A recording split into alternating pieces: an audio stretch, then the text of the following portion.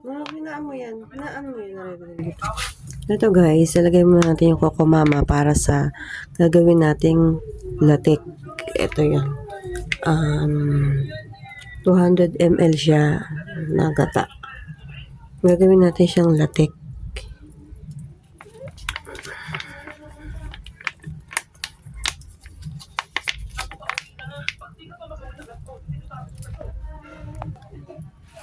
Guys, hihintayin natin siya maging latik. Saan malaki? Oh, ingay mo naman eh.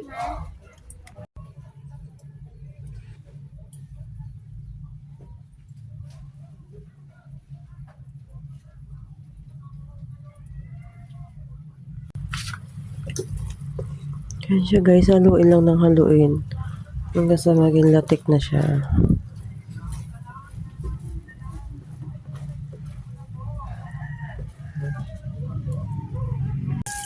Ayan guys, malapit na siyang maging latik.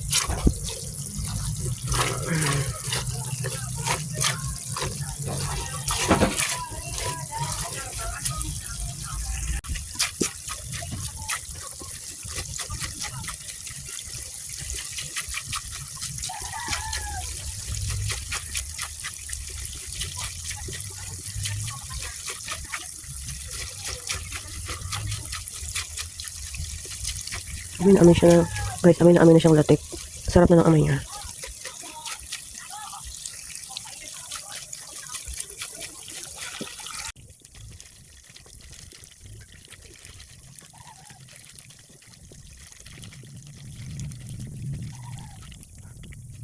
Ayun, nabalik na yung kanyang langis. Malapit siya maging latik.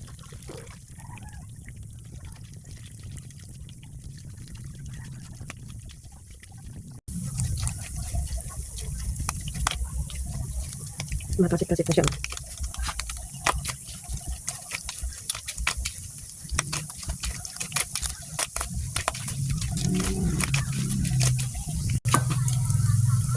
Ayan guys, natik na siya. I-separate muna natin siya sa isang bowl. Salin ko muna siya sa isang bowl.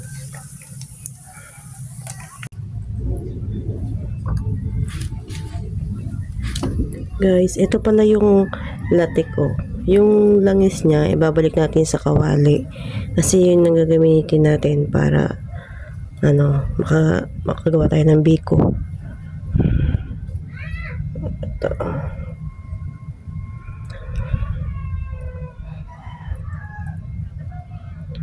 Langis lang kukunin natin dito guys. Ayan.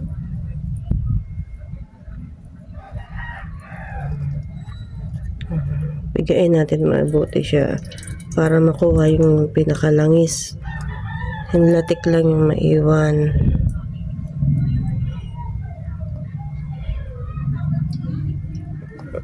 Ano siya guys.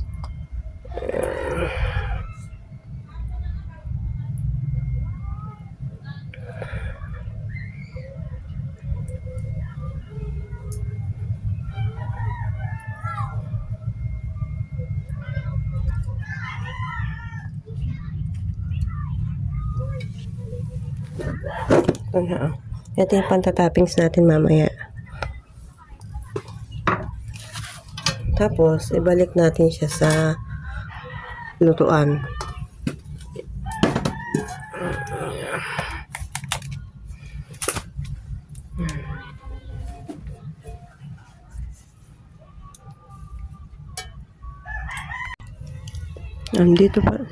Dito pala guys, gumamit tayo ng brown sugar.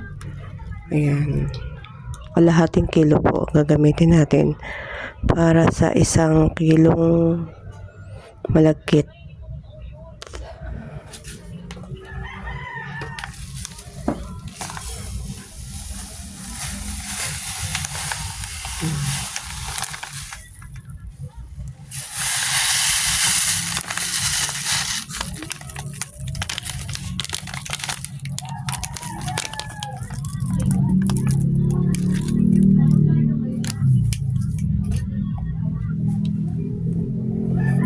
Ayan Ayan guys, hintayin lang natin siyang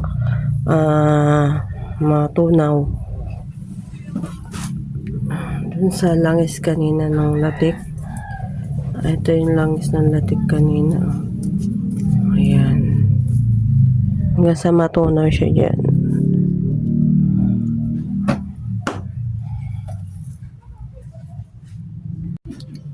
Ayan guys, medyo natutunaw-tunaw na yung asukal natin. Yung asukal na yan, may kasama yung langis ng latik ha. Kanina, diyan ko nilagay. Pinagsama ko na yun. Ayan, mamaya ilalagay natin yung gata kapag tunaw na yung asukal.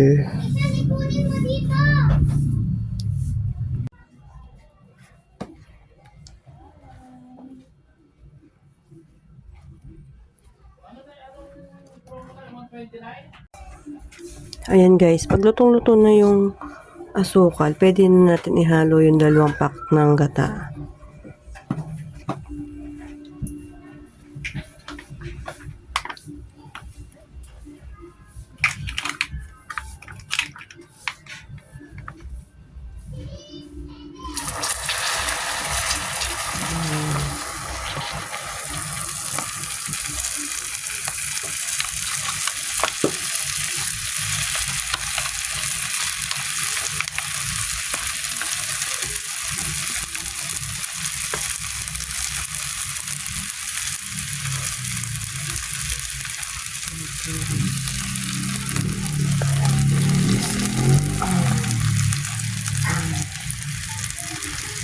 Dalawang pack yung gagamitin natin gata guys.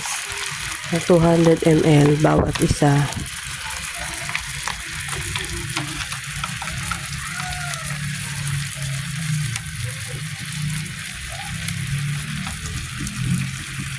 Ayan guys, halo-haluin lang natin siya hanggang sa mag-combine na yung asukal at yung gata. Ayan.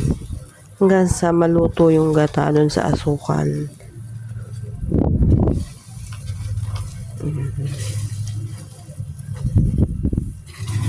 Mamaya ipapakita ko yung consistency niya kung pwede nang ilagay yung ating sinaing na malagkit.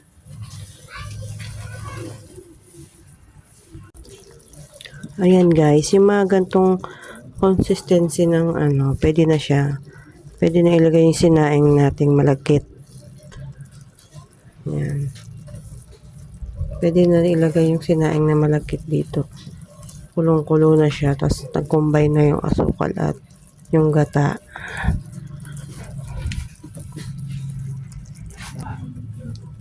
Ito pala guys, nakapagsaing na ako kanina ng malagkit. 1 kilong malagkit po yung nasaing ko.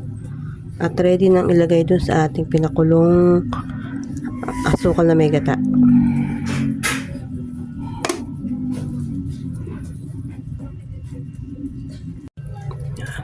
Ayan siya guys, nailagay ko na dyan.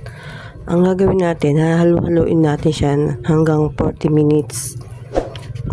Yan, haluin natin yan. Ayan na po yung sinain kong malagkit. 40 minutes po siyang tuloy-tuloy na halo para maging makunat yung ating biko.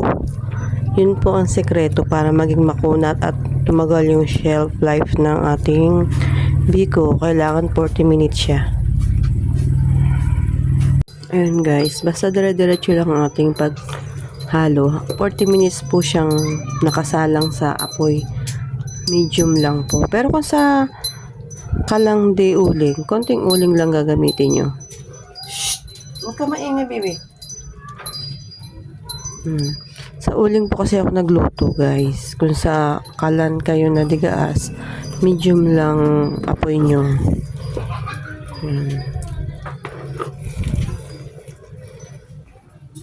Sa uling kasi ako nagluto, guys. Pakita ko sa inyo. Ito yung aking baga na yan. Yan. Konting uling lang para hindi agad masunog yung ating biko. Dahan-dahan siya naluluto in 40 minutes. Ayan guys. After 40 minutes, ganito nakaligit yung ating sinokmane or biko. Ayan. 40 minutes po yan nakasalang kaya nasa apoy na dire-diretso yung continuous na paghalo sa kanya. Yan, luto na po ang ating biko.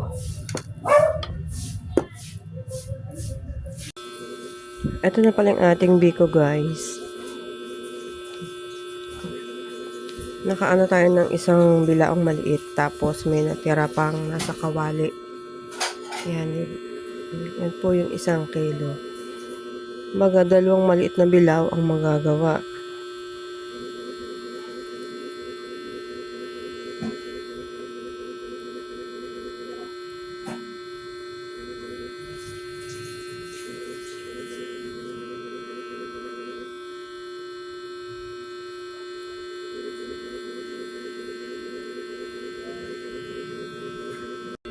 Ito na po ang ating biko.